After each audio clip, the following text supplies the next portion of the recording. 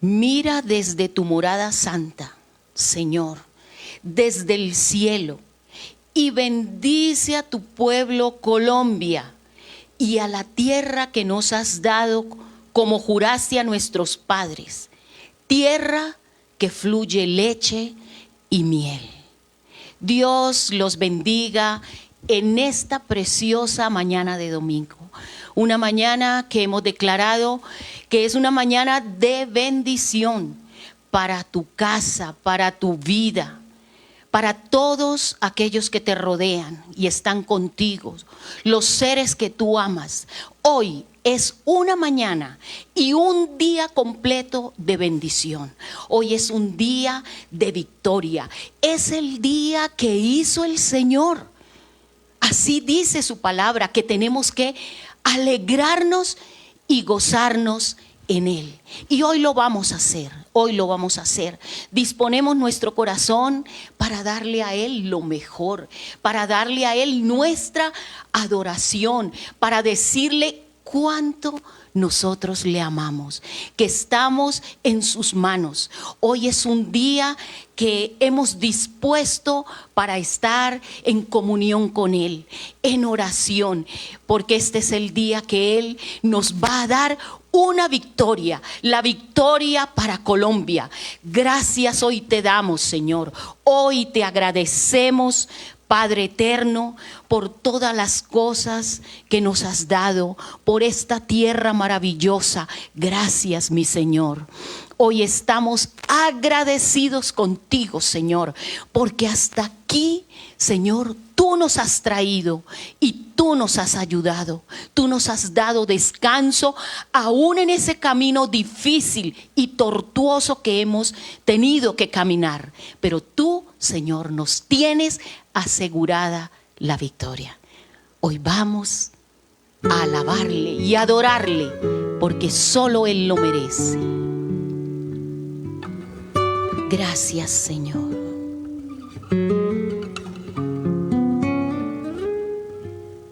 El que habita al abrigo de Dios morará bajo sombras de amor. Sobre él no vendrá ningún mal, y en sus alas feliz vivirá.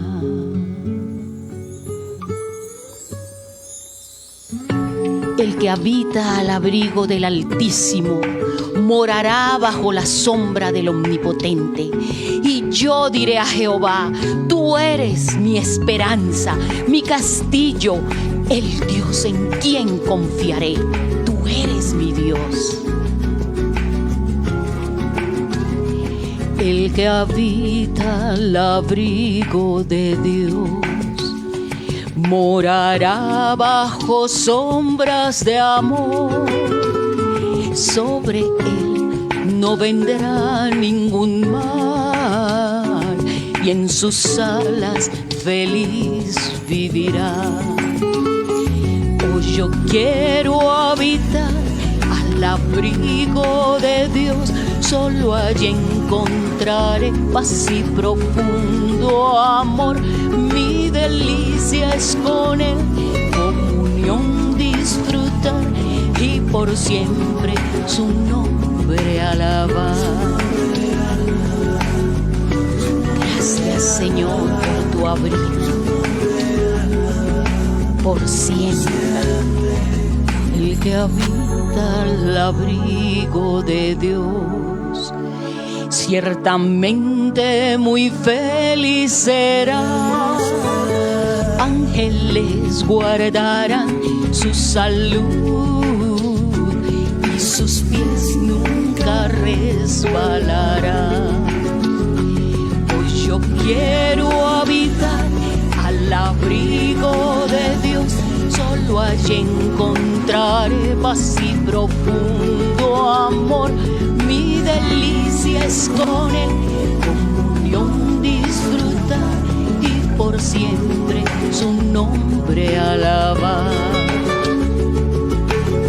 Por cuanto en mí ha puesto su amor, yo también lo libraré. Le pondré en alto por cuanto ha conocido mi nombre. Me invocará y yo le responderé. Con él estaré yo en la angustia. Lo libraré y le glorificaré. Lo saciaré de larga vida y le mostraré mi salvación. Oh, yo quiero habitar al abrigo de Dios. Solo allí encontraré paz y profundo amor. Mi delicia es con él, comunión disfrutar y por siempre su nombre alabar. Y por siempre su nombre alabar. Y por siempre su nombre alabar.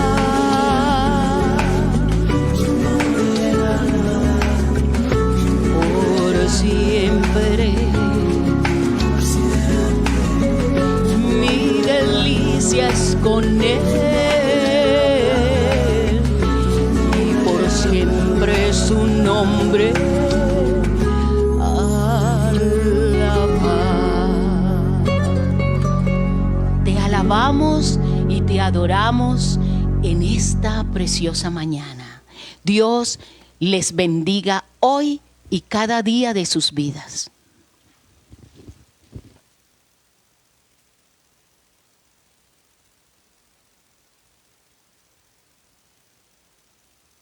No, qué bueno, mis amados, muy buenos días. Tengan todos un feliz domingo. Hoy es el día que hemos escogido para reunirnos en familia alrededor de nuestro amado Señor y Dios. Qué bueno estar aquí. Algunos se preguntarán, ¿por qué el pastor salió vestido así? Si él sale con saco y corbata, elegante. Bueno, hoy estamos de campaña. Y estamos de campaña por Colombia, por nuestro país. Algo que decía mi esposa hace un instante. Nuestros hijos nos pueden reclamar que en el momento cuando pudimos hacer algo, no lo hicimos.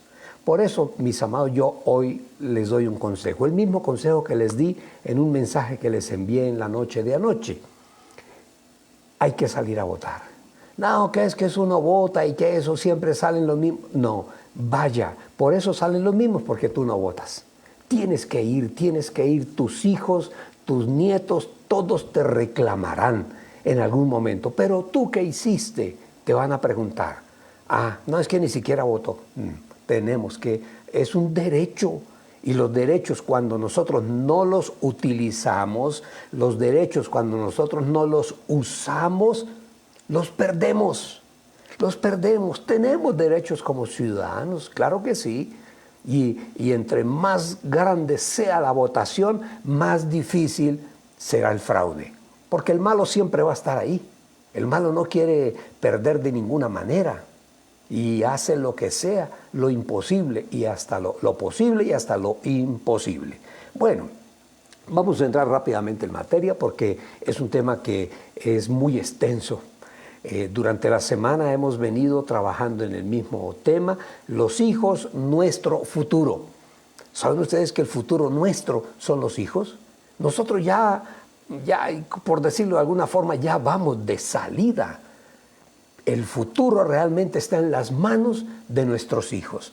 Lo que nosotros hayamos hecho, lo que hayamos nosotros enseñado a través del ejemplo vivo, del lenguaje cinético, acuérdense, y a través de las palabras, de lo que uno de joven, o los jóvenes hoy en día todavía lo llaman así, la cantaleta. No, es que mi mamá y mi papá son mucha cantaleta, son cantaletudos. ¿Sí está bien? Sí, está bien. Bueno, ustedes me entienden. Entonces, vamos a continuar con el tema. Yo quiero terminarlo hoy. Estamos hablando de los hijos, nuestro futuro, y yo planteé un decálogo empezando, pero resulta que analizando el tema, tenemos 12 mandatos que debemos tener en cuenta. Y muy rápidamente les voy a hablar de los que hablamos durante la semana, muy rapidito. Pero quiero que nos quede un salmo, que es el Salmo 128, 3. Es un salmo precioso, precioso. Salmo 128, 3. Mire lo que dice. Está hablando, el Señor te está hablando a ti, un creyente, un hombre y una mujer temerosos de Dios. Dios lo es todo para nosotros, absolutamente, absolutamente todo. Dice así Salmo 28, 3. Tu esposa será como majestuosa vid en los linderos de tu casa. Tus hijos serán como plantas de olivo alrededor de tu mesa. Qué interesante. ¿Sabes de qué está hablando el Señor acá? ¿Cuál es la motivación de esta palabra? Digo yo, me estoy metiendo en los terrenos del Señor. El futuro. Los hijos serán como plantas de olivo alrededor de tu mesa. Uf. Estamos proyectando hacia el futuro, nuestra casa, nuestros hijos. Decíamos también durante la semana que tener hijos, mis amados, tener hijos realmente es una bendición. La palabra dice que son herencia del Señor. Recuerden ustedes, eso está en el Salmo 127, un capítulo atrás del que acabamos de leer. Salmo 127, 3 dice, ciertamente los hijos son herencia del Señor. Recompensa.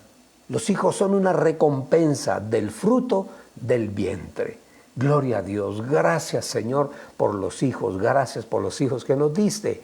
Y ahora los hijos de los hijos, los nietos, que son más que unos hijos. ¡Qué bendición! Son una bendición para nosotros. Pero lógicamente, hablábamos de que tener hijos involucra riesgos, involucra dolor, involucra sufrimiento. Claro que sí, nadie puede decir, no, ya mi vida con los hijos fue... No. Hay problemas y sobre todo cuando ya empiezan a crecer, cuando empiezan a asomar a la sociedad, empiezan a conocer otras personas, otros hijos, otros amigos, amiguitos y empiezan a oír cosas diferentes de pronto a las que aprendió en la casa.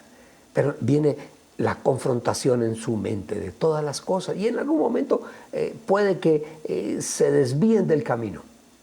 Pero si tú has cumplido con tu trabajo, con tu papel, pueden desviarse, pero en algún momento vuelven otra vez.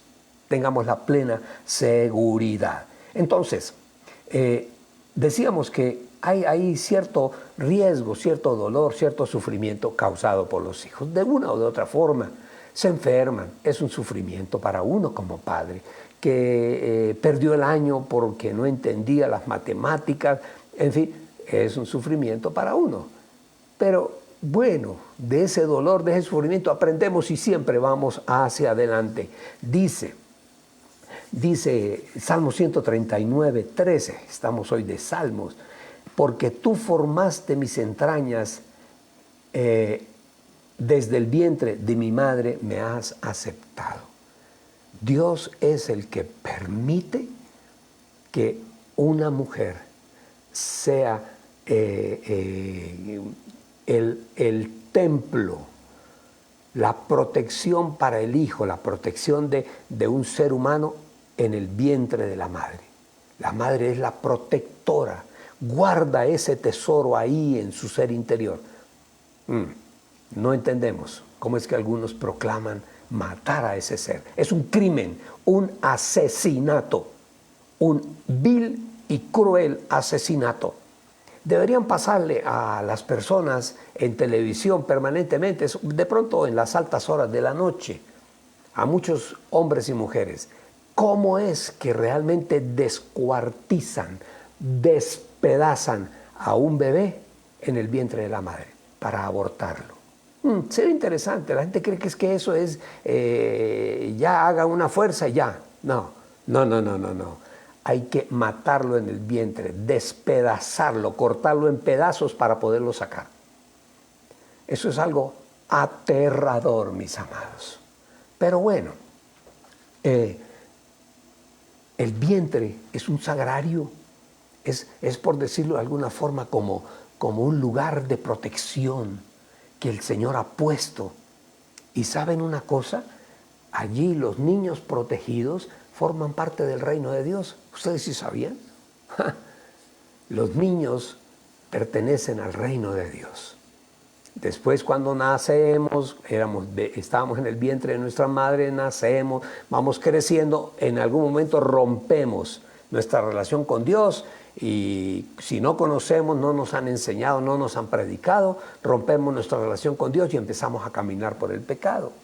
Hasta cuando en algún momento, por alguna circunstancia, como que el Señor nos mueve y nos obliga nuevamente a caminar con Él. Necesitamos de Él. El Espíritu de Dios es como el aire que nosotros respiramos. Si no está el aire, nos morimos. Nos morimos. Primero la muerte espiritual y luego la muerte emocional y finalmente la muerte física. Entonces, en el vientre los hijos están protegidos hasta cuando ellos crecen y empiezan a ser responsables de sus propios actos y empiezan a administrar su propia vida espiritual. Mientras tanto, los administradores somos nosotros los padres. Administramos sus vidas, tratamos de hacerlo mejor. No digo que todos los padres tratan de hacerlo mejor, hay algunos que no les interesa. Eso es como los hijos se convierten como en accidentes de la vida que vienen a estorbar propósitos y proyectos.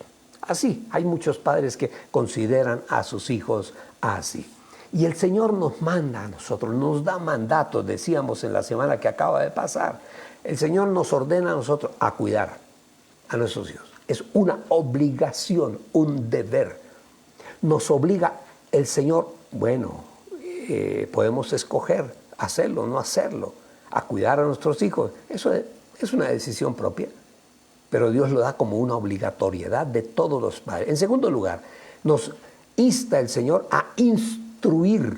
Acuérdense de la palabra instruir, no se les olvide la treyem, que significa ponerle bozal, freno al caballo. Eso es lo que significa etimológicamente la palabra. Entonces debemos instruir a nuestros hijos y también nos manda a nosotros a corregirlo, a disciplinarlo. Disciplina, acuérdense de la palabra disciplina, viene del mismo origen de la palabra discípulo, que significa poner en orden, mostrar el camino correcto. Eso es lo que nosotros como padres debemos hacer, mis amados.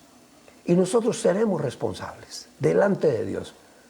Y bueno, delante de la justicia y la autoridad, si en el país existe esa obligatoriedad de los padres cuidar de sus hijos y que el que no cuida de ellos pueda sufrir algún tipo de pena, de penalidad.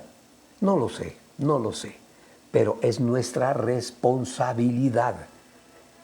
Porque ellos van a empezar a tomar decisiones en algún momento como seres humanos, libres, independientes. Nosotros vamos con ellos hasta cierto tiempo, hasta cierta edad. Entonces, lo interesante en el matrimonio es que los dos estén presentes. No es de que el papá, solamente el papá, no, el papá y la mamá. No, es que solamente la mamá. Hay hombres que dejan totalmente la responsabilidad de la educación, del discipulado de sus hijos a la madre. Solamente usted mira, encárguese de ello. No. Y que el niño está de pronto desobediente, es que es culpa suya. No, es culpa de los dos. No, pero es que yo tengo que salir a trabajar. Ya hablamos del trabajo, el trabajo no es excusa para no criar y enseñar debidamente a nuestros hijos. Y yo digo que hay algo muy importante que debemos tener en cuenta. El hombre, el esposo, debe tener en cuenta la opinión de la madre. Hay algunos hombres que no, se cree que lo saben todo. No, y hay algunos hasta con palabras groseras y fuertes. Es que mi mujer es bruta. No, el bruto es usted. El bruto es usted. Aquí no estamos hablando de ciencia ni de estudios académicos, no, títulos o médicos o abogados, no. Estamos hablando de educación educación, formación. ¿Cómo te formaron a ti? Así tú vas a formar a tus hijos. Así es sencillo, así es sencillo. Porque los hijos van a aprender viéndote a ti. Entonces, mire, algo muy importante. El hombre, el varón, el padre debe tener en cuenta la opinión de su mujer, de la madre. Debe tenerla en cuenta. No hay hombres que no. No, ni les interesa escuchar qué es lo que dice la madre. Y acuérdense que ellas pasan más tiempo con los niños, con los hijos que nosotros. Ajá, nosotros salimos a trabajar, los que trabajamos fuera, los que trabajan fuera. Ellas quedan en la casa con los niños desde pequeñitos. Ah, qué bonito. Y que haya siempre quien los cuide. Nosotros hablábamos también de que nosotros, los seres humanos, todos los seres humanos tenemos inclinación al pecado.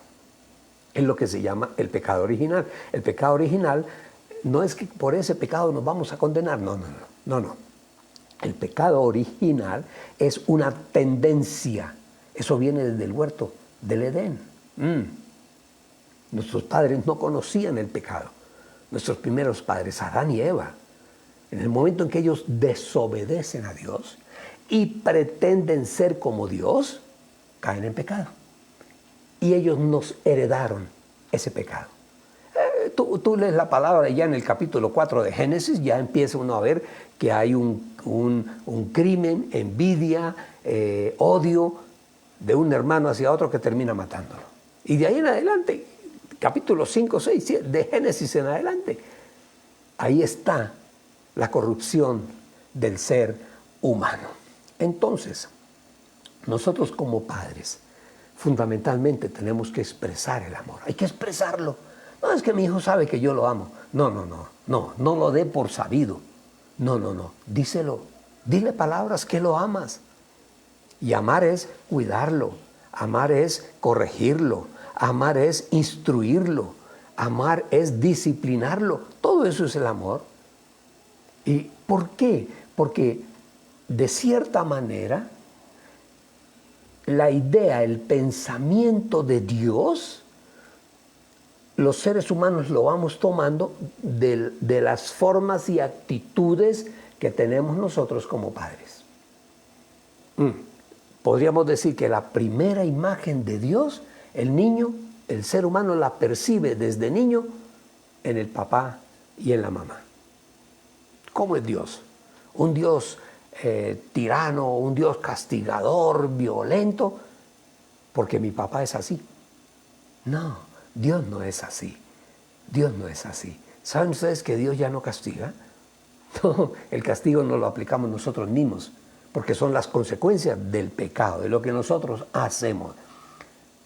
Un consejo muy importante. Mira, antes quiero dejarles un versículo, anótenlo por ahí en un papelito y léanlo ahorita conmigo. Hebreos 12:6.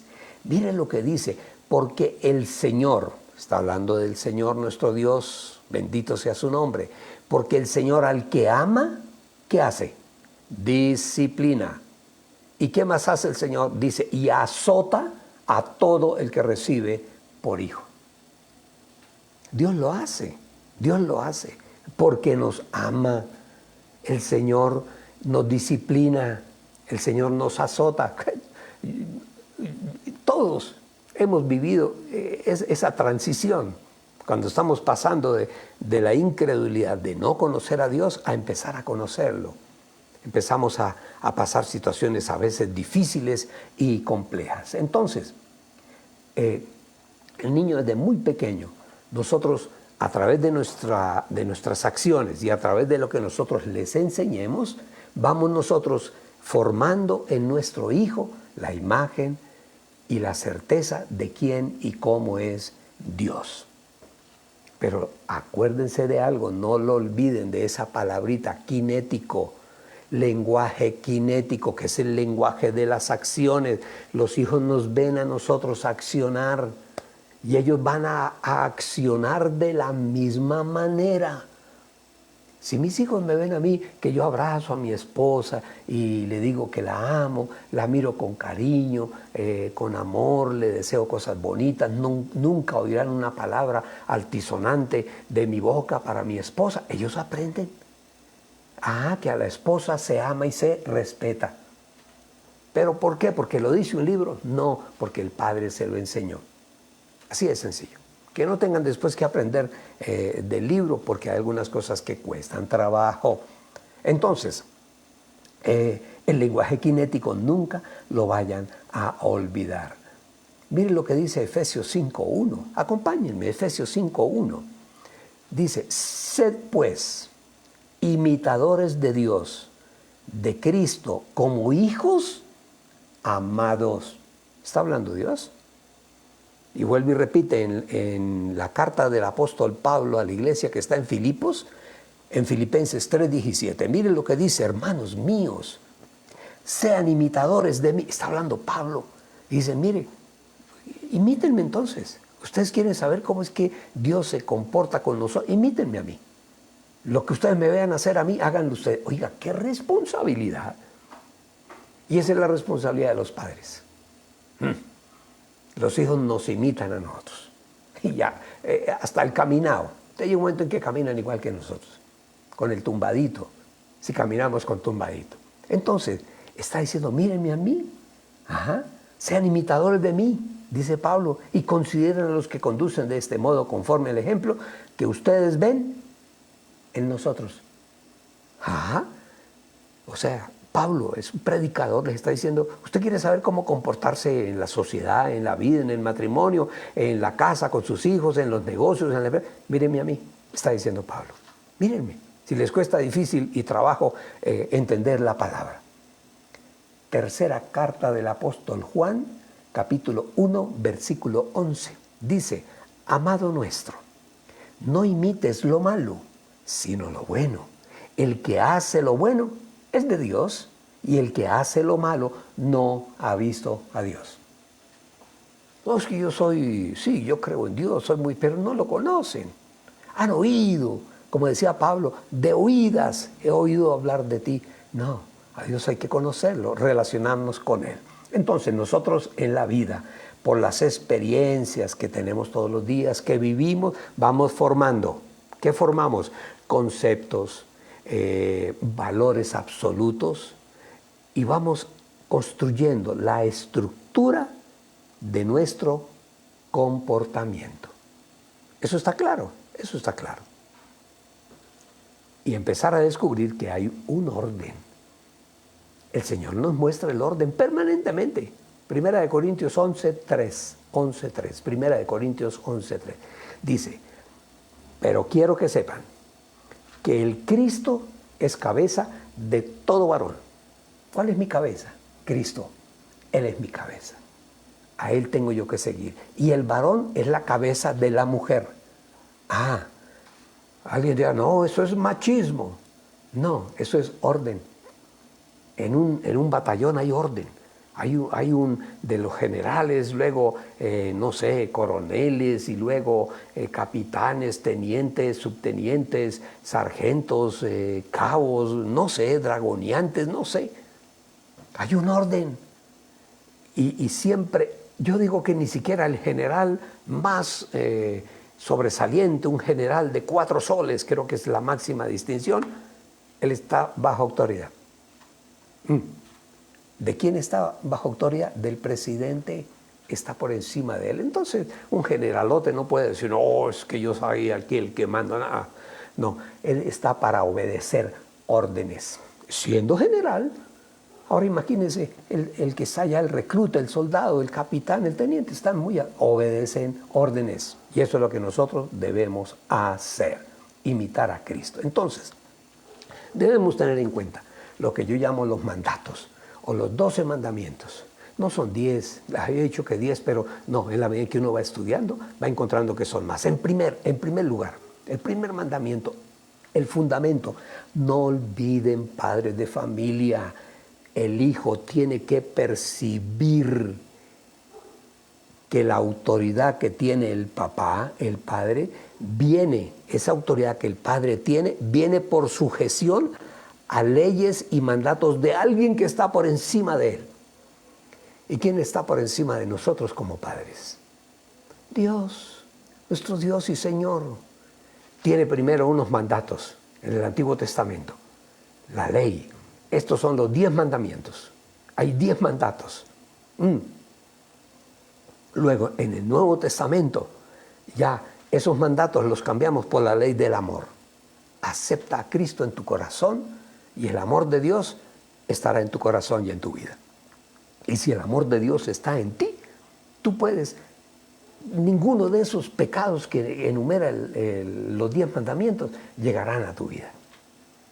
Solamente te preocuparás por amar a Dios por sobre todas las cosas, amar a tu prójimo, a tu próximo. Acuérdense ustedes, la J no existía en el lenguaje en el castellano. La palabra era la X, la letra era la X. Eso quiere decir que mi prójimo es el próximo. Realmente la palabra es próximo. Amarás a tu Señor, tu Dios, y a tu próximo. Y yo pregunto, si yo estoy casado, ¿quién es mi próximo? ¿Quién es mi próximo más cercano? Mi esposa. Entonces tengo que amarla a ella. Y por lógica natural, ese amor va hacia los hijos. Y a ese próximo tenemos que amarla. A ese próximo, a tu esposo, tienes que amarlo como a ti mismo.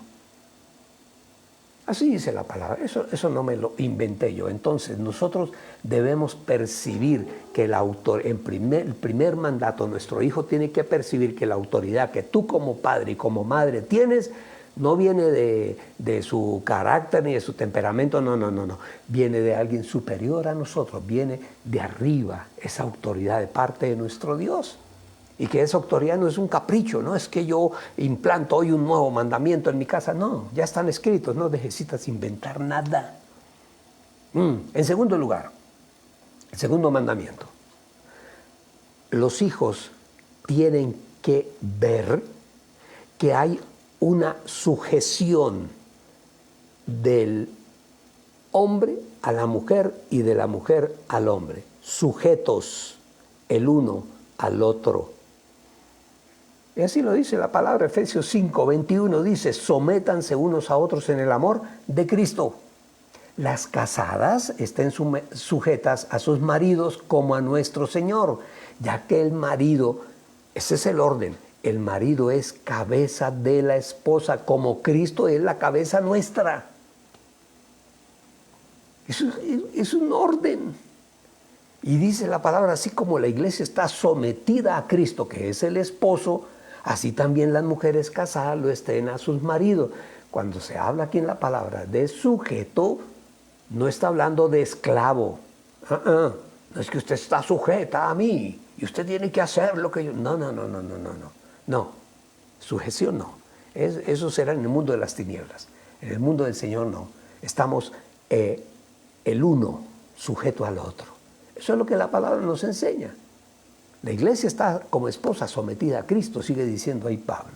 Entonces, sujeción del uno al otro. Sujeción del uno al otro, de la esposa al esposo y del esposo sujeto también a su esposa. Dice, someteos unos a otros, dice la palabra. Entonces, esa ley es para todos. Y si el hijo, nuestro hijo, no percibe esa sujeción, él va a creer que la obediencia es como un capricho. Es un capricho que no es importante, que es relativa. No, la obediencia no es relativa. No, que es que yo puedo hacer lo que yo quiero. No. Hay unas normas, una obediencia. Y como hijos, los hijos tienen que estar sujetos al padre. No esclavos. Y el padre no puede ser como un sicario sobre sus hijos. No. En amor en Cristo Jesús. Sigamos rápidamente. De esto ya hablamos la semana que pasó. En tercer lugar, el tercer mandamiento, el hijo tiene que ver actuar a su padre en honestidad, honestamente. Sobre todo, óigame bien lo que voy a decirles, sobre todo con las cosas que respectan a Dios, primero. En segundo lugar, al gobierno. Tenemos que estar sujetos a las normas, a las leyes. a las instituciones. Hay instituciones en la sociedad, instituciones que tenemos que respetar y estar sujetos a esas instituciones. A las demás personas tenemos que estar sujetos. Si en la entrada del teatro hay un funcionario ahí recibiendo las boletas, yo tengo que estar sujeto a esa persona cuando voy entrando. Yo no le puedo decir, no, yo no le muestro la boleta, es mía. Entonces no puede entrar. Y él es el que tiene la autoridad ahí en la puerta. No puedes entrar. Así de sencillo. ¿Y qué otra cosa? Y que estamos sujetos a la familia. Es un orden que tiene el Señor para nosotros. Y tenemos que permanentemente caminar en ese orden. El que es de doble ánimo, dice Santiago, el que es de doble ánimo, Santiago 1:8, dice que el hombre de doble ánimo, que un día sí es, otro día no es, dice, es inconstante en todos sus caminos. Y si no actuamos honestamente nosotros como padres, ¿saben ustedes qué va a pasar? Va a haber inseguridad en su hijo, inseguridad acerca de él mismo. Llega un momento que se pregunta, pues, ¿yo quién soy? ¿Qué hago aquí? ¿Para dónde voy? ¿Cuál es mi verdadera identidad? Si no les enseñamos honestidad a nuestros hijos, va a tener ese niño, ese hijo, cuando sea adulto y mayor, va a tener problema con las posesiones de otros. No es que yo puedo cogerlo, porque es que el carro estaba parqueado ahí, no. Tenemos que respetar y los derechos de los demás, lógicamente. Todo el mundo tiene derechos y eso hace que el niño, cuando nosotros actuamos honestamente, el niño va a percibir en nosotros los padres seguridad emocional y seguridad psicológica. Pero si un día hablamos de una cosa, al otro día hablamos de otra y así, nada. En cuarto lugar, cuarto mandamiento. Nosotros como padres tenemos que enseñarles a nuestros hijos que el trabajo es bendición de Dios. Es que como hubo en un tiempo hace unos 30 años que apareció una canción. De pronto algunos de los viejos se acuerdan. Una canción que se llamaba El Negrito del Batey, ¿era? Bueno, sí, yo siempre hablo de eso porque es que viene al caso siempre. Y el Negrito del Batey cantaba una canción que dice, a mí me llaman el Negrito del Batey porque trabajo lo hizo Dios como castigo, el trabajar se lo dejo solo al buey. ¿Qué más lo que dice? El trabajo, es un enemigo.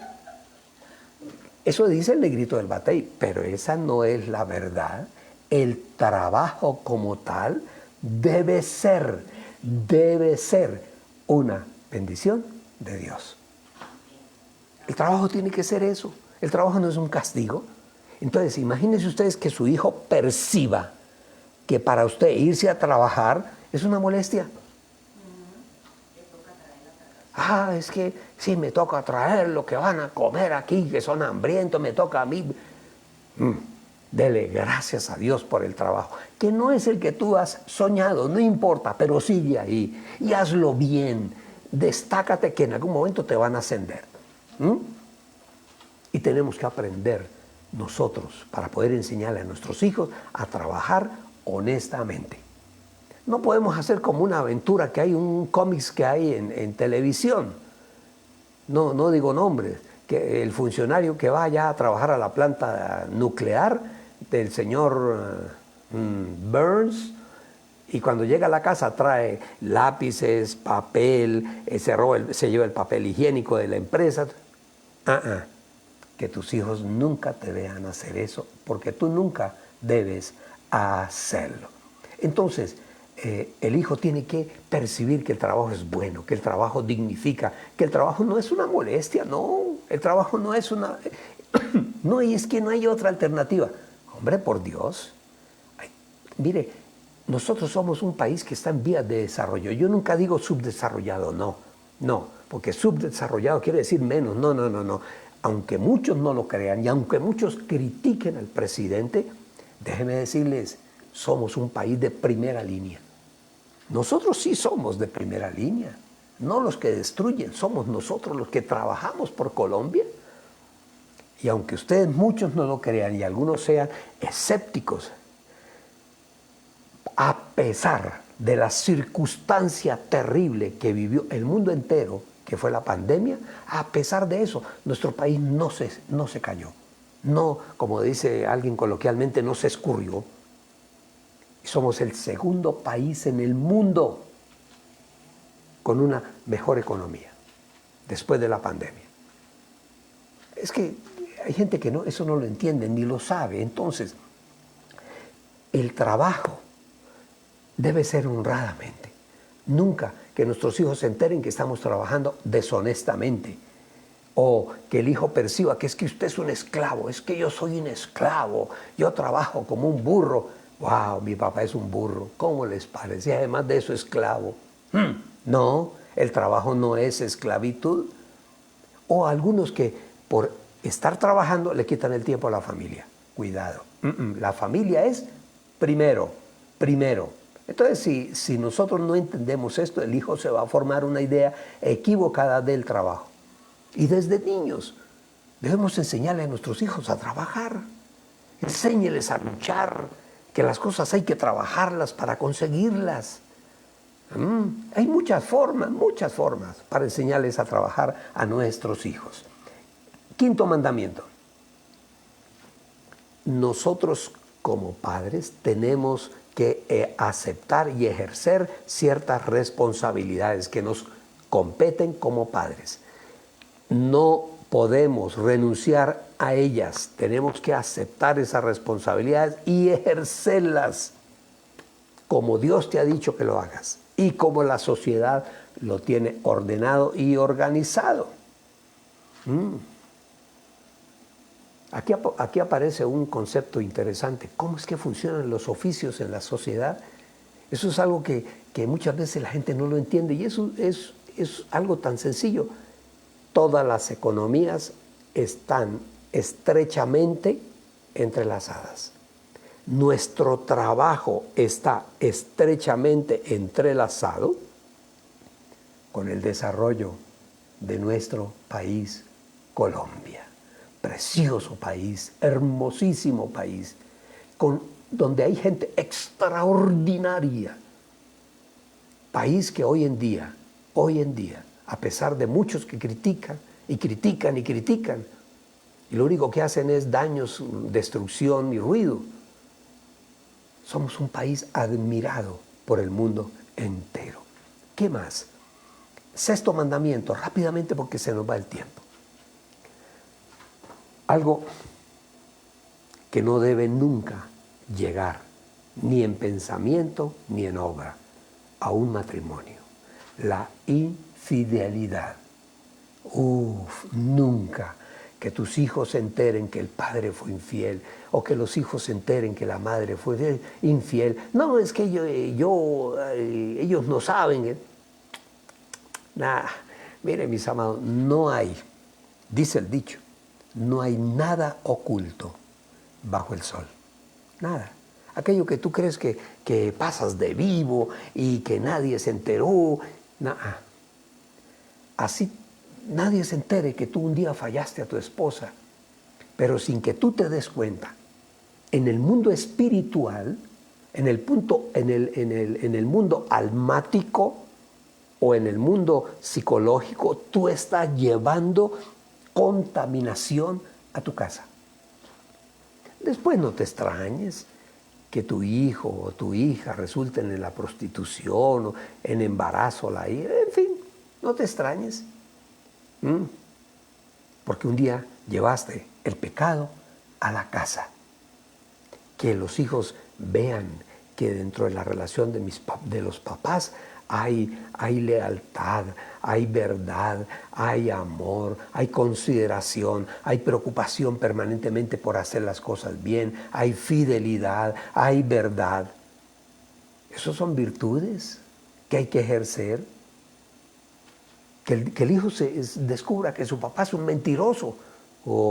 Cuidado. No, nunca, jamás. Después no se extrañe si su hijo resulta siendo un mentiroso.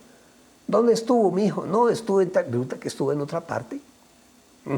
Cuidado, cuidado con la infidelidad. Siempre. Juan 8:44 dice, ustedes son de su padre el diablo. Está hablando el Señor, les está diciendo, ustedes son del diablo, ustedes son pecadores, cuyos deseos quieren cumplir, los deseos del mundo de las tinieblas.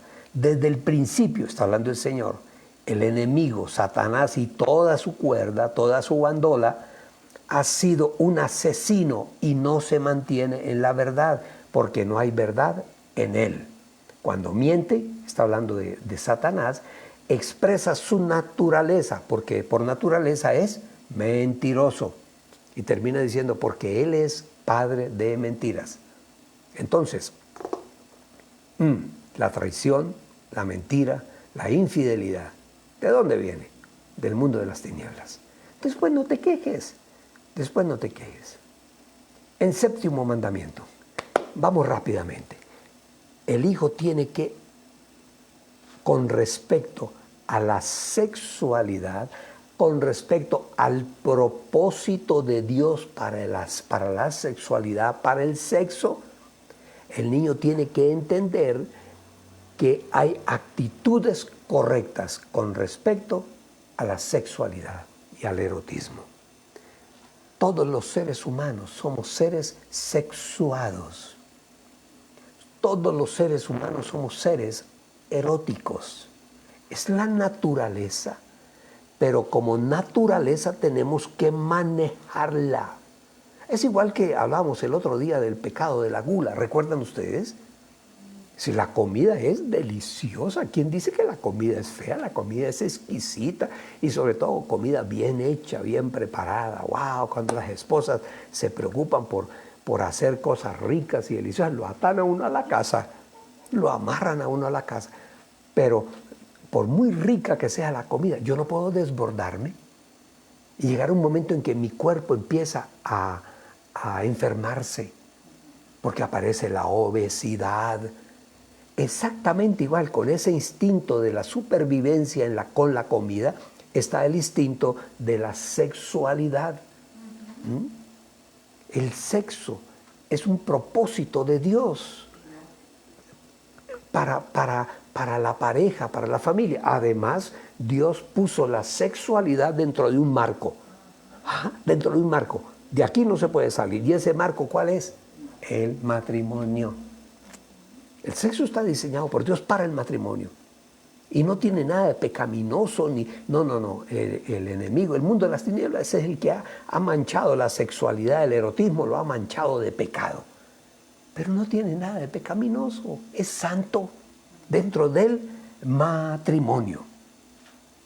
Y si no lo enfocamos bien, se va a dañar, se va a deteriorar, se va a pervertir.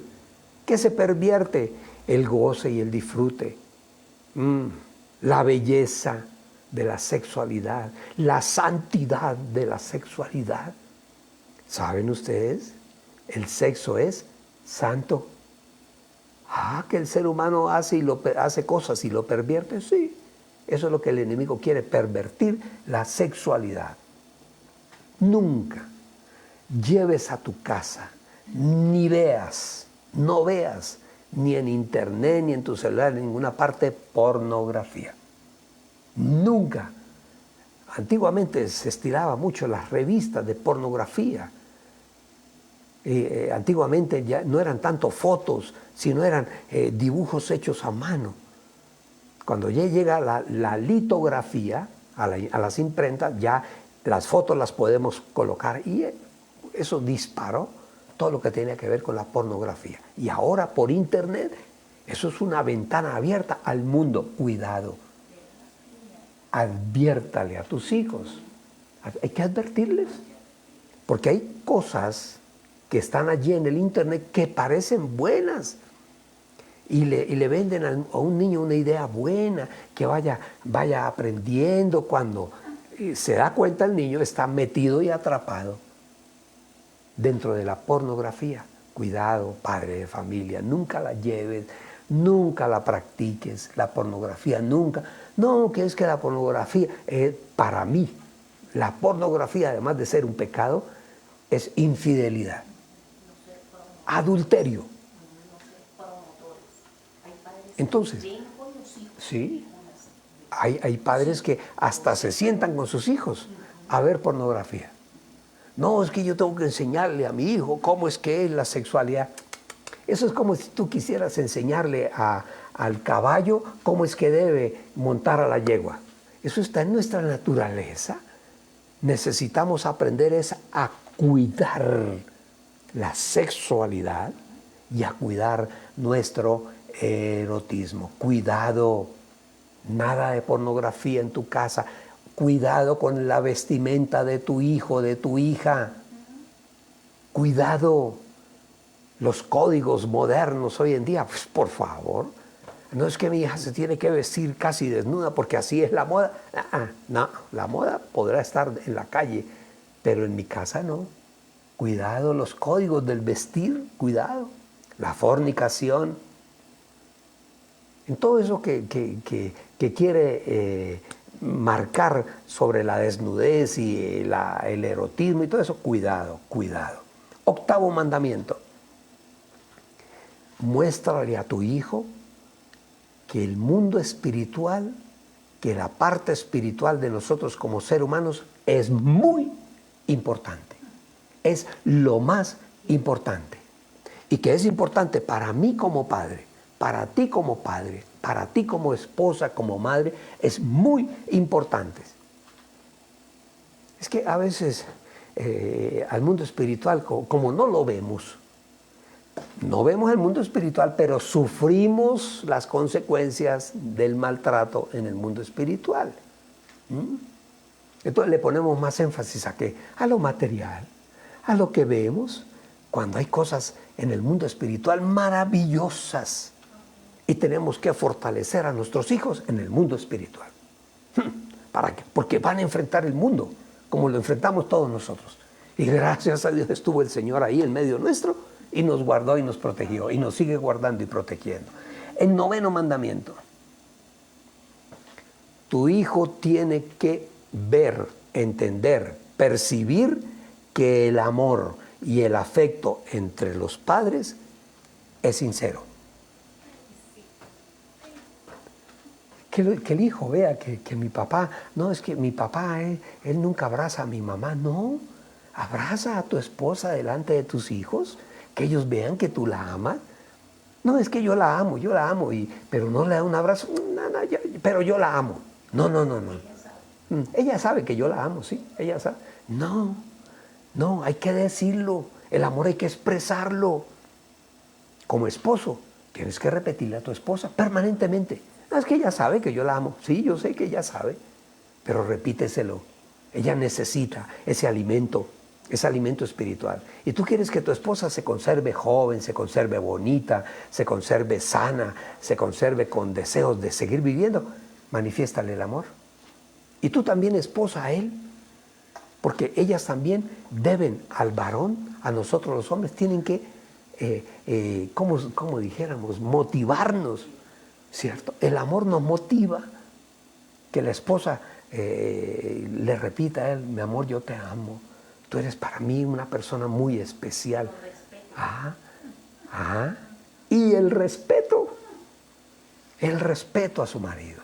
El amor y el respeto. Qué bonito, qué bonito. Entonces, el hijo tiene que percibir que el amor y el afecto, el cariño son sinceros. Y tenemos que enseñarle al hijo algo muy importante, que ese amor que yo tengo por mi esposa, o de mi esposa por mí, por cada uno de ustedes, ese amor viene de Dios. Es de Dios. Dios es amor, Él es la esencia básica del amor en cada uno de nosotros. Y eso nos lleva a nosotros a entender que tenemos que amar y perdonar. Perdonar forma parte del amor. ¿Qué tal que Dios no nos perdonara? Dios dice que nos amó, nos ha amado con amor eterno. Dice que no escatimó ni siquiera a su Hijo entregarlo para que pagara por los pecados de cada uno de nosotros. Entonces, el amor es de Dios, viene de Dios, Y tenemos que aprender nosotros como padres y enseñarle a nuestros hijos a amar y a perdonar, porque no somos perfectos, cometemos errores a veces. Hay que enseñarle a los hijos que existe la bondad, que existe la misericordia, que existe la gracia. La gracia lleva al perdón y esa gracia es un regalo de Dios, es un don de Dios. ¿Lo merecemos? No lo merecemos, no merecemos. Merecemos es palo por nuestras maldades. Pero en Dios, Dios es amor y Dios nos perdona a nosotros y no nos pone condiciones. Yo te amo, te he amado con amor eterno, dice su palabra. Ese es el Dios que nosotros conocemos. Bueno, y más adelante tu hijo, cuando empiece a vivir su propia vida, sus propios pensamientos, sus propias acciones, sus propias relaciones, va a entender lo que significa realmente el amor de Dios. Porque Él es el que nos mantiene. En 10º mandamiento.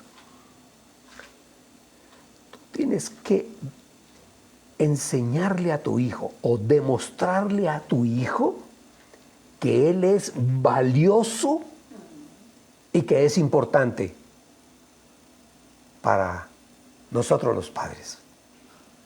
Nunca con palabras ni epítetos de burro, bestia, animal. No. Nunca burlarse de ellos, de los hijos, nunca. ¿Ah? Si nosotros hacemos eso, ¿saben ustedes qué vamos a fortalecer y a formar en el hijo o en la hija? La estima. Lo que la psicología llama la autoestima. No existe la autoestima, existe la estima. Y esa estima está fundamentada en el amor propio. Nosotros nos tenemos que amar. Y como nos amamos, nos cuidamos, no pecamos, no herimos nuestro cuerpo, no herimos nuestra alma, no herimos nuestro espíritu. Y si eso el hijo lo percibe, que él es valioso, él no va a tener más adelante ningún problema para relacionarse con Dios. Porque si hay algo que Dios nos enseña, y es algo que estamos nosotros plenamente convencidos, es que somos valiosos para Dios. Somos valiosos, valiosísimos, cada uno de ustedes es valioso para Dios. Y eso tenemos que hacérselo saber a los hijos. Y si se lo hacemos entender, él va a entender que Dios tiene un plan con él. Y es un plan extraordinario, maravilloso. Dios tiene con cada ser humano que se acerca a Él planes maravillosos. Claro que sí. Y el percibir el amor le va a dar a él, como persona, como ser humano, le va a ayudar a nuestro hijo a entender lo que significa la entrega, lo que significa entregarnos por el otro, por la otra, por la esposa, por los hijos, por la familia. La entrega, eso lo necesitamos los seres humanos. Hoy en día hemos perdido, en la sociedad se llama solidaridad. La hemos perdido como seres humanos. Entonces, le enseñamos a nuestros hijos a tratar a todos los demás como personas de valor. No importa si es alguien de muy alta posición y que viste ropa fina, como aquel que está allí a lo mejor sentado en una esquina esperando la bondad y la misericordia de otros. Proverbios 22:6, muy conocido: instruye al niño en su camino. Dice, y así cuando sea viejo no se va a apartar del camino. Instruye al niño en el camino que debe andar. Y dice, y aún, en otra versión dice, aunque sea un viejo, aunque envejezca, no se apartará de él. Mandamiento número 11. Si tú como padre cometes un error y es visible para los tuyos, aprende a pedirles perdón. Tienes que reconocer si te equivocaste como padre. No, es que yo tengo que guardar mi posición. Así comete errores, nadie se debe enterar. Por favor, la familia se va a enterar. Cometiste un error, reconócelo delante de tus hijos y pide perdón. Esto le va a enseñar al niño respeto y le va a enseñar autoridad. Autoridad. Ajá. Respeto y también estima. Estima, somos valiosos. Todos los demás son valiosos. Mis hijos son valiosos. Entonces yo tengo que respetarlos. Sigamos adelante. Mandamiento número 12.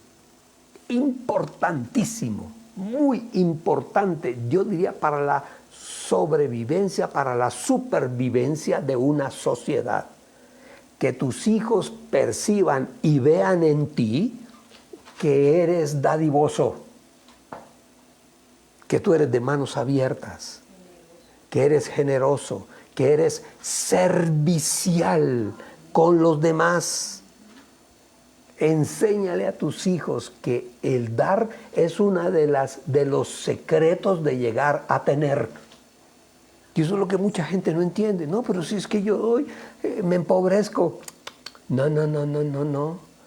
Cuando tú das, Dios te devuelve el 100 por 1. Haga la prueba. Por eso, eso es uno de los fundamentos de nuestra fe. Cuando nosotros tomamos de lo que Dios ya nos ha dado, así lo reconocemos. No es que es mi astucia y mi inteligencia, el conocimiento y mi sagacidad. No, a Dios le plació darte ese sueldo. A Dios le plació darte ese contrato. Entonces, en gratitud, tomas de lo que Dios te dio una parte y la entregas a la obra de Dios y aprendes a dar. Eso es lo que necesitamos enseñarle al pueblo, que aprenda a dar. Claro, y eso nos va a enseñar a nosotros a pensar en el que no tiene. Yo siempre digo, porque lo aprendí de un amigo. Yo mi esposa y yo, ahí en el carro hay un huequito y ahí echamos todas las monedas que van sobrando en el día, que a veces pesan en el bolsillo, las metemos ahí. Y hay un anciano en una esquina, sacamos de ahí, no nos ponemos a contar a ver cuánto sale, no, sacamos de ahí, tome. Eso se convierte en una delicia, el poder dar. Y hay gente que es amarrada, más amarrados que el sombrero de un mago, que el turbante de un mago. Por no dar nombres propios. Entonces, que los hijos vean que tú eres dadivoso, que tú eres servicial con los demás, que tú no tienes ningún contratiempo en dar hasta el tiempo. Sí, señora, tienes toda la razón. Podemos dar hasta el tiempo. Que vamos a ir a un barrio donde hay gente de clases deprimidas, no pobres, gente de clase deprimida, y bueno, que en la casa sobraron cosas, llevémoslas. ¿Usted qué hace guardando en el closet tanta viejera? Dígame. Y te estoy hablando a ti. ¿Qué hace guardando viejera en el closet? Saque esa ropa que ya no te pones. Ve y regálala. Regálese. No, pero es que ese saco está bonito. Sí, pero es que para abotonar son como 8 botones y hay que cruzarlo y darle vueltas. Por favor. Hay gente que necesita el saco, no para lucirlo, para guardarse del frío.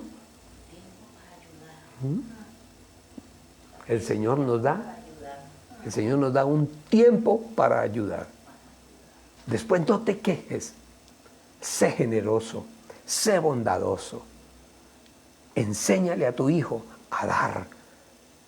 De pronto, cuando le vas a dar algo a alguien que está necesitado, dáselo a tu hijo para que él vaya y se lo dé. Que saliste de la panadería con el pan para la casa, qué bendición que puedas llevar pan para tu casa. Pero a una cuadra hay una mujer que no tiene que darle de comer a su hijo. Ese pan que compraste, saca uno, dáselo a tu hijo para que él vaya y se lo entregue a esa mujer. Si todos hacemos eso, tendremos un mejor país. Como última recomendación, no olvides el lenguaje de las acciones. Vale más una acción que 1000 palabras, dice el dicho. Eso se llama el lenguaje kinético. Nunca se les vaya a olvidar el lenguaje de las acciones. El ejemplo, nosotros damos ejemplo a nuestros hijos, no por tanta palabrería y le predicamos la palabra. No.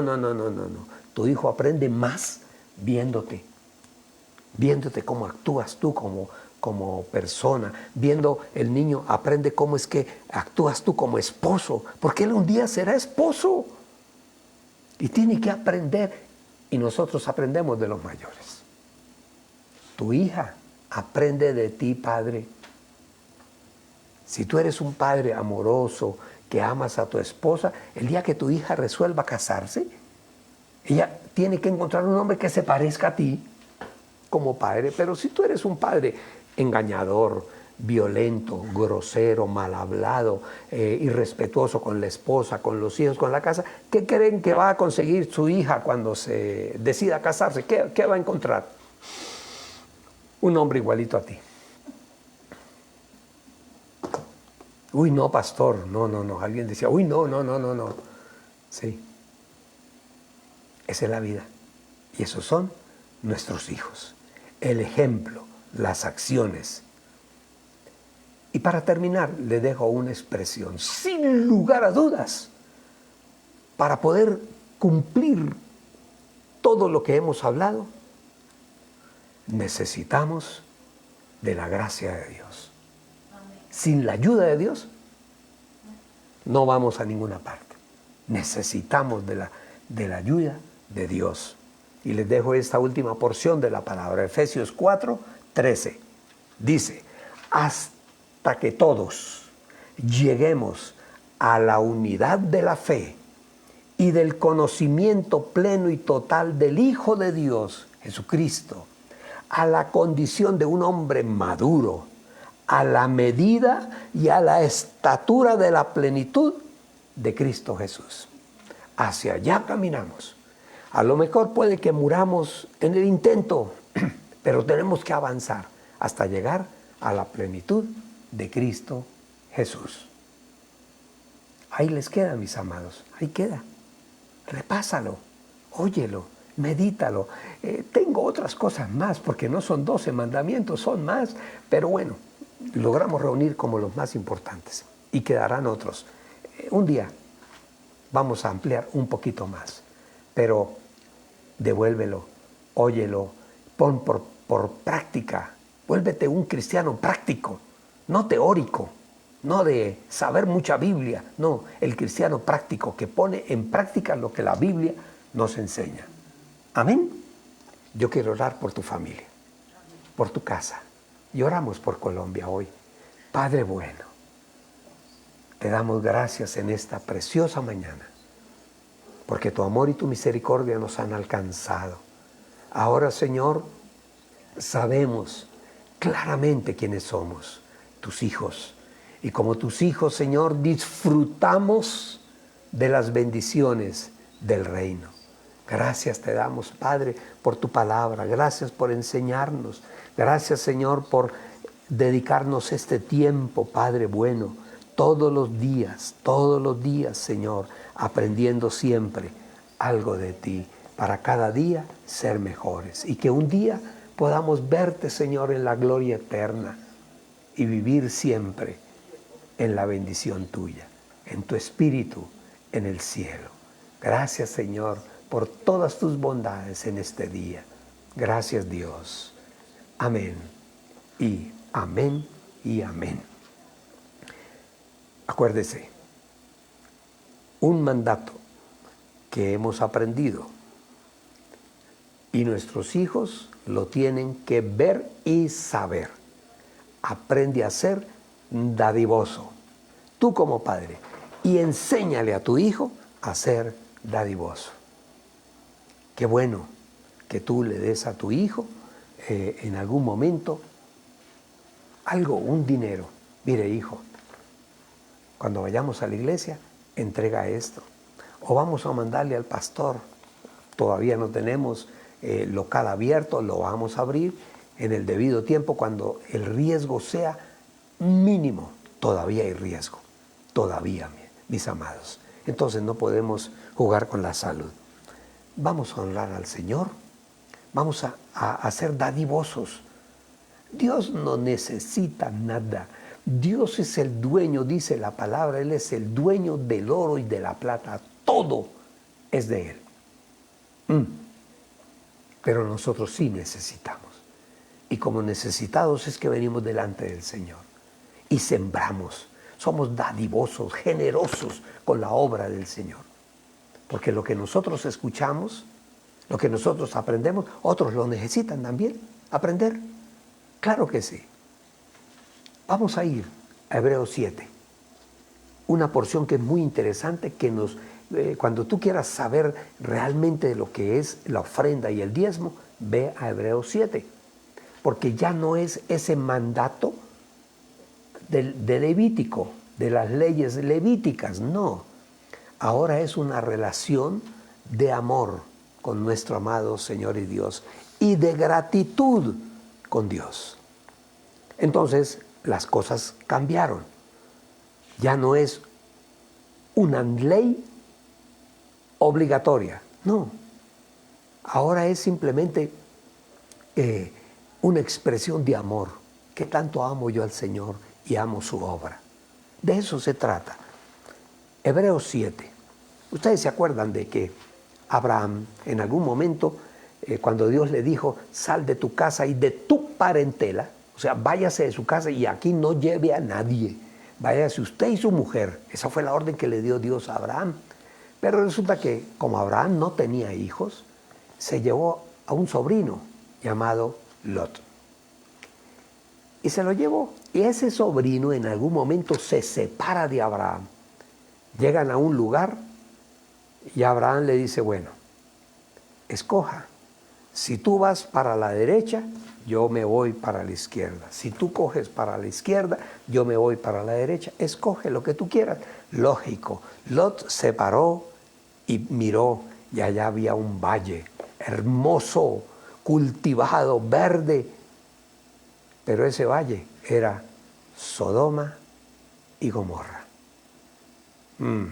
Mientras que Abraham cogió para otro lugar, de pronto una parte seca, casi que inhóspita. Pero después le tocó al Señor ir a buscarlo e ir y armar un ejército. Abraham no era un general ni un soldado, pero arma un ejército guiado por el Señor y vence al enemigo y libera a Lot. Y gana la batalla. Y en esa batalla recoge, porque antiguamente las batallas se ganaban y el que ganaba recogía todas las pertenencias del vencido. El vencedor recogía todo lo que el vencido dejaba en el campo de batalla. Joyas, ropa, carros, armas, en fin. Y dice que ya venía de regreso otra vez a su tierra, cuando pasa por un lugar y se encuentra con un sacerdote llamado Melquisedec. Y ese sacerdote, dicen algunos entendidos, que es la figura de Cristo Jesús. Bueno, y al pasar por allí, del corazón de Abraham nace, porque todavía no existía la ley del diezmo, ley como ley obligatoria, no. Nace del corazón de Abraham tomar el 10% de todo el botín que recogió y entregárselo al sacerdote Melquisedec. Eso es bendición. Entonces, dice así, vamos a leer del Hebreos 7, leamos del 4 en adelante. Dice, por lo tanto, consideren cuán grande es o sea, Melquisedec, ese sacerdote, a quien el patriarca Abraham le entregó los diezmos y las primicias. O sea, te doy de lo que ya recogí, pero te voy a dar algo de lo que no he recogido, pero que voy a recoger, las primicias. ¡Wow! Porque los que de los hijos de Leví recibieron el sacerdocio tenían autoridad de la ley para tomar los diezmos del pueblo de sus hermanos. Aquí, aunque también ellos surgieron del lomo de Abraham. Está hablando de la ley que vino mucho tiempo después. Dice que Leví estaba en los lomos de Abraham, no había nacido, no se había instituido la ley para él. para el creyente judío la ley del diezmo y las primicias. Bueno, y sigue diciendo, pero sin estar registrado en las genealogías de ellos, ¿quién es este? Melquisedec. No tiene genealogía, no saben de dónde surgió, es una figura. Dice, recibió los diezmos de Abraham, o sea, Melquisedec, y bendijo al que había recibido la promesa. ¿Quién tenía la promesa? Abraham. Y Melquisedec, el sacerdote, bendice a Abraham.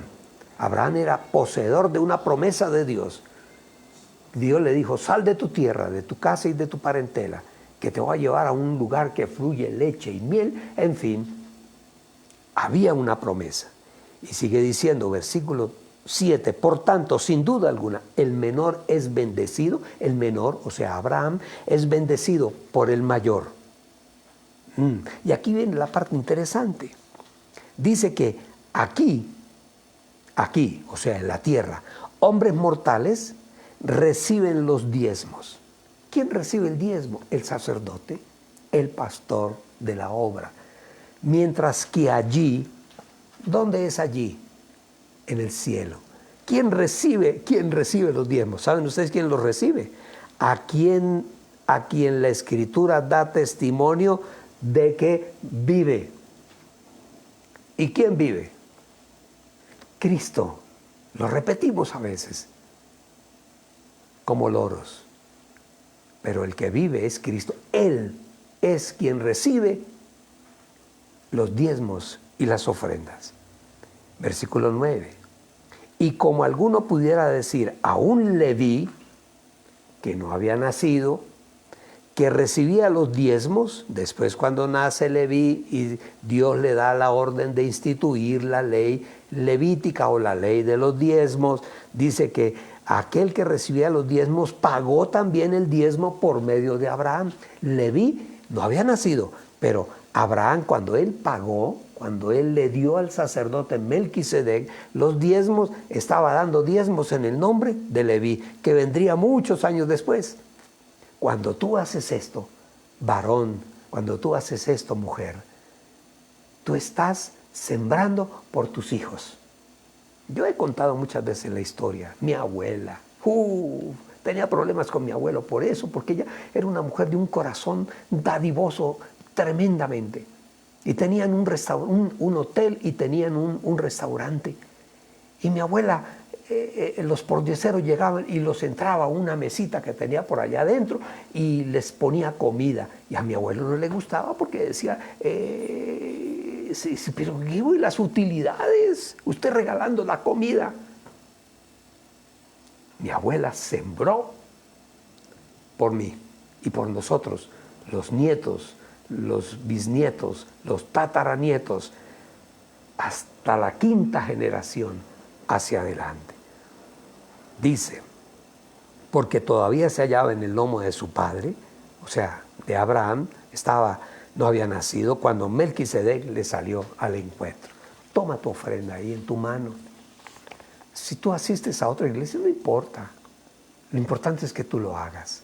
Si tú quieres ayudar esta obra que tenemos, me escribes por WhatsApp, o me escribes por Facebook, o me escribes por YouTube, y yo te envío la información. Oremos al Señor. Padre bueno, Señor amado, te damos gracias, Señor. Gracias por que tu amor y tu misericordia nos lleva siempre de victoria en victoria. Aprendemos, Señor, cómo comportarnos como padres, como hijos, como nietos. Aprendemos de ti, Señor. Nosotros dejamos un legado que es tu legado. Lo dejamos a nuestros descendientes, a nuestros hijos y a nuestros nietos. Sembramos por ellos, Señor, y te damos gracias hoy, porque tú nos guardas y tú nos cuidas. Gracias te damos, Señor, en este día tan especial. Gracias te damos por Colombia.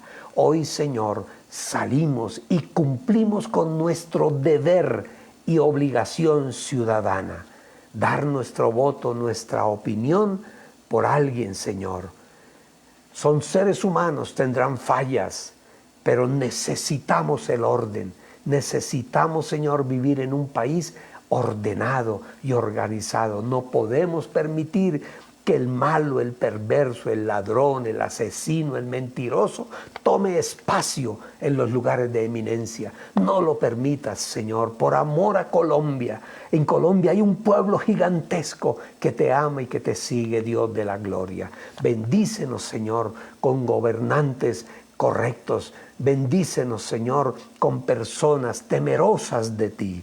Gracias te damos, Señor, por este día, porque podemos ejercer nuestro derecho democrático a expresar nuestra opinión. No permitas que el mentiroso, el malo, el ladrón, el tramposo, el que quiere quitar para el provecho propio allí en los votos, Señor, no lo permita. Confunde al malo para que no haga trampa, para que no meta engaño, Señor, y quite lo que no le pertenece para darle a otro de forma fraudulenta. No lo permita, Dios. No permitas que el malo se enseñoree, que sea la voluntad total y absoluta de tu pueblo, de Colombia.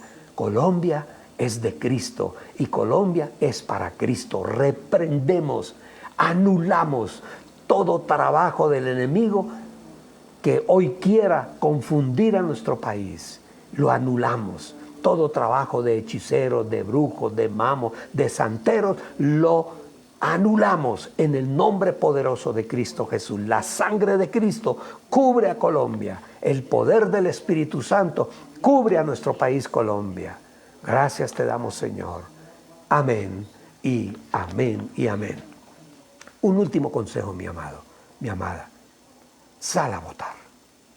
Dile al Señor que te muestre por quién hacerlo. Si no sabes cómo, bueno, nos llamas y nosotros te podemos dar una indicación, o alguien que sepa te da la indicación.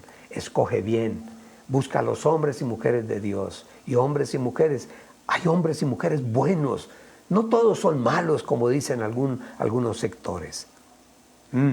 Hay hombres y mujeres buenos también, que vale la pena respaldarlos. Pero cumple con tu deber. Amén. El que no vaya a votar hoy no tiene derecho a quejarse. No pierde el derecho a quejarse de lo que estén haciendo los demás. Mis amados, Dios les bendiga hoy grandemente. Dios bendiga a Colombia. El Espíritu de Dios esté sobre Colombia. Dios bendiga tu casa, tus hijos, tu familia, a todos desde el mayor hasta el menor. Nos vemos el próximo martes, 8 de la mañana, en nuestro devocional diario. Dios les bendiga, Dios les guarde.